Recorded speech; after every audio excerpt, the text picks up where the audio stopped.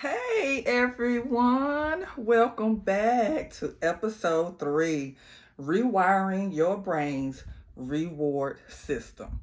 Okay, and for those who have not seen my other two videos, those who may not know me, my name is Trina and I am here to help those that may be dealing with what I have went through, or you might be going through it right now. This is the spot for you. Okay, I want to help as much as I can. Even if you don't end up, reaching out to me or whatnot, just looking back at these videos, if it helps you, I've done my job. Okay, so question. Have you ever felt like your brain is working against you? Like, no matter how hard you try, you always fall back into the same old habits. No matter how hard you try, fall back into the same old habits. I know I have, okay? And it's not because we're weak. It's because our brain's reward system has been hijacked, y'all. That shit been hijacked, okay? And the good news is what's been wired in can be rewired, which means what's been learned can be unlearned and learning something new. Okay, if y'all get it, if it makes sense to y'all, okay? But, before we dive in, tell me in the comments, do you feel like your biggest struggle is cravings, boredom, or stress? Mine's is more one than the others. Mine's be cravings, okay? Stress, yeah, not too much so, or boredom. I'll try to find something to do if I'm bored. But cravings, most certainly, and then stress, yeah. So when you're stuck in sexual addiction, it feels like as if your brain is betraying you. Like, you promise yourself you won't go back, but then them urges hit, y'all. Them urges hit and the craving builds, and suddenly it's like your body takes over. It just takes over. And afterwards, the shame come crashing in. Like, Jesus. You know what I'm saying? And you wonder, why the hell I keep doing this? Like, what is wrong with me? I know this is messing me up, but why do I continue to keep doing it? How many of y'all have asked that question to yourselves?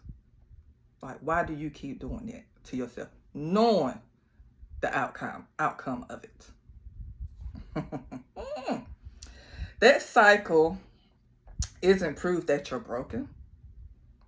It's proof that your reward system has been rewired, but it can be healed.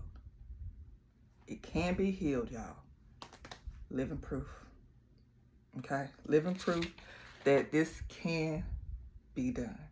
Some people sit here and say, oh, I can't unlearn what I done learned. It's going to be hard. Of course it's going to be hard.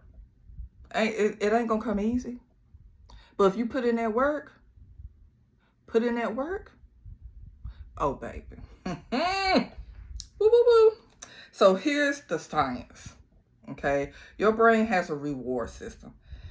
Its job is simple. Reward you when you do something good for survival, okay?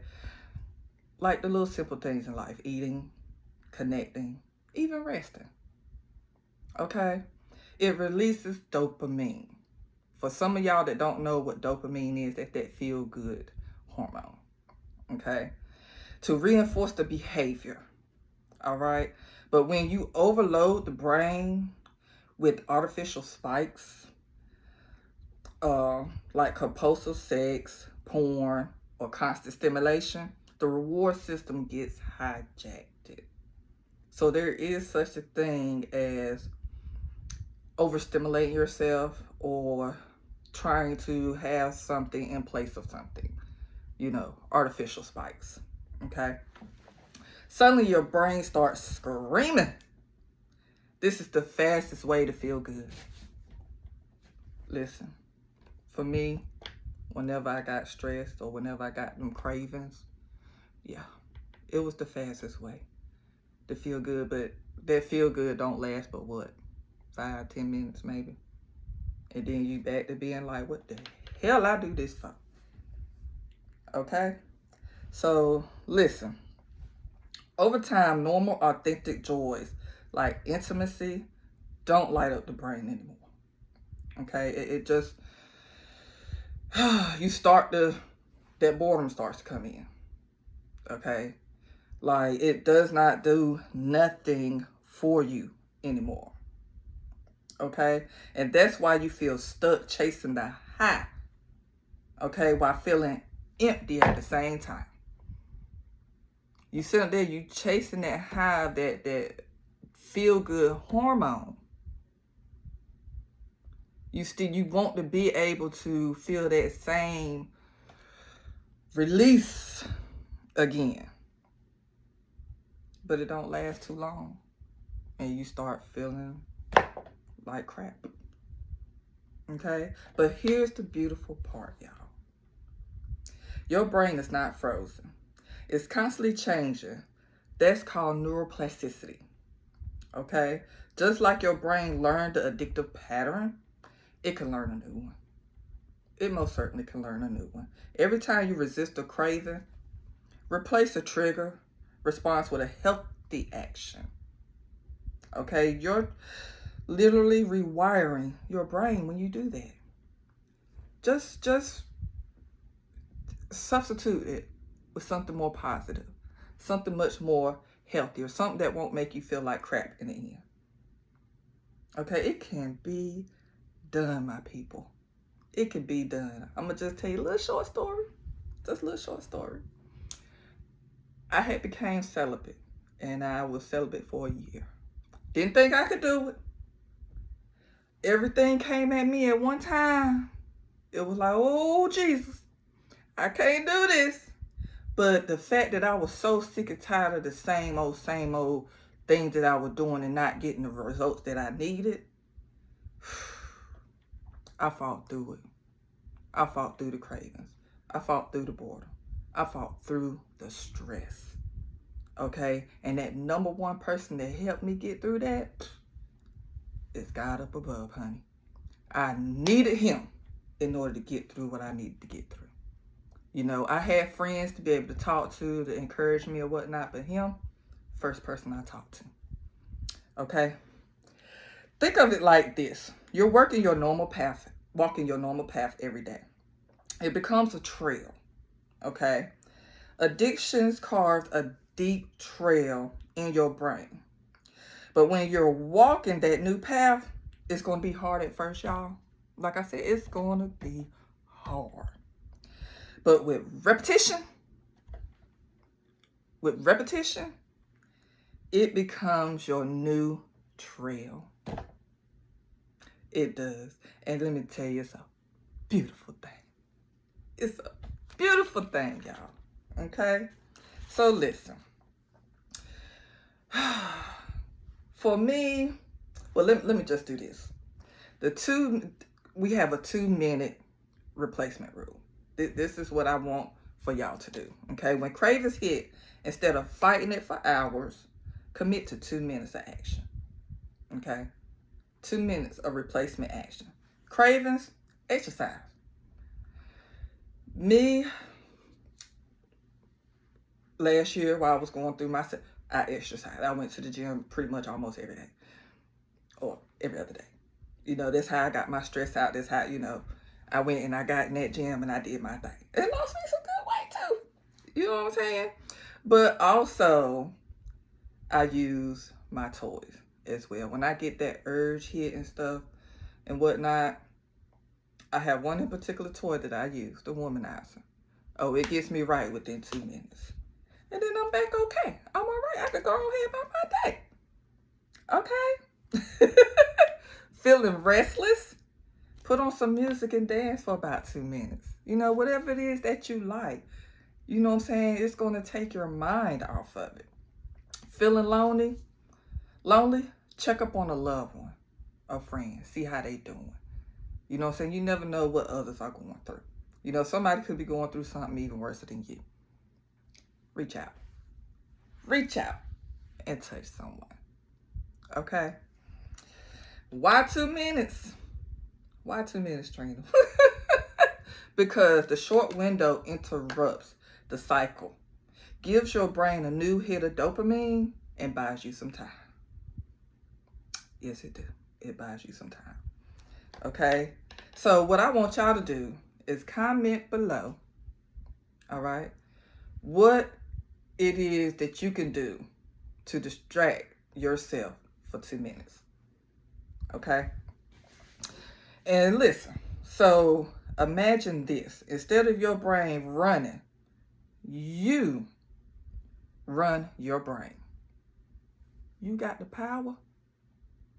Instead of it taking control of you, you take control of it. Imagine finding joy in the simple things in life again. Like intimacy that feels real instead of empty. One more little story, y'all.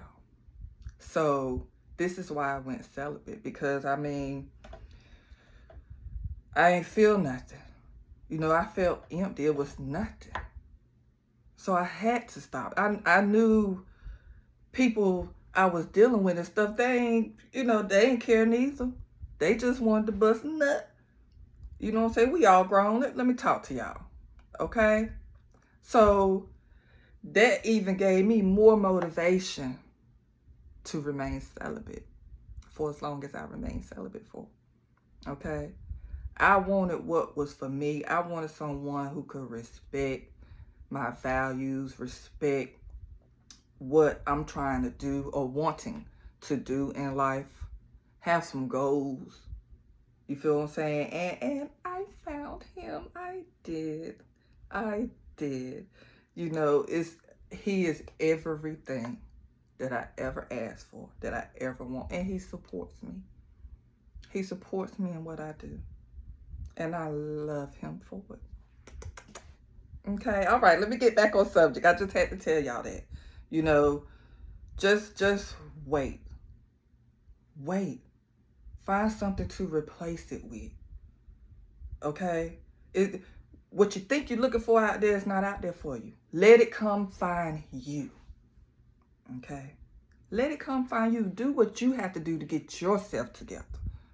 All right? So, you're not suppressing your desires. You're restraining them. You're teaching your brain to crave life, not just escape. Okay? I craved life, not an escape, because I was a runner and a track star, honey. I would run quickly from things. But now, I ain't got to.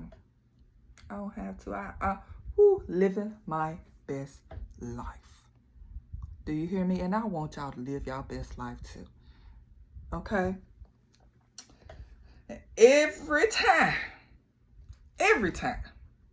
you choose differently, you're craving a new path in your brain. And y'all, that's freedom. That's freedom. Do you hear me? It's freedom, baby. And it feels so good. Okay? Yes, sir. So, with that being said, I got a little off subject, y'all. But with that being said, I want to say thank y'all. Thank y'all so much for tuning in to this 3rd episode. Okay, this was a very, very, very, very, very good one, okay? My next episode will be about how to break the shame, okay? It's the key to lasting recovery. Once you can get over the shame of doing things you know ain't right for you, but you feel like it's right for that moment, but you're going to feel like crap after the fact. Yeah, that's what you call shame. And it's going to be a good episode. So y'all make sure that y'all tune in, okay? And remember, you are not your addiction. You are your comeback story, okay? And don't you ever forget it. All right. Thank y'all for coming in. I appreciate right, y'all. Until next time. Bye.